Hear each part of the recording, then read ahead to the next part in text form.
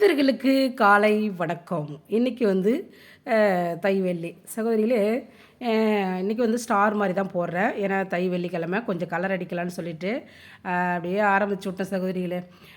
இப்போ இன்னைக்கு வந்து நான் வந்து 6 மணிக்கு தான் எந்திரிச்சேன் சகோதரிகளே. டைராய்டு ரொம்ப சொரத்துக்குச்சு. ரொம்ப தொண்டையெல்லாம் வலிக்குது சகோதரிகளே இன்னைக்கு.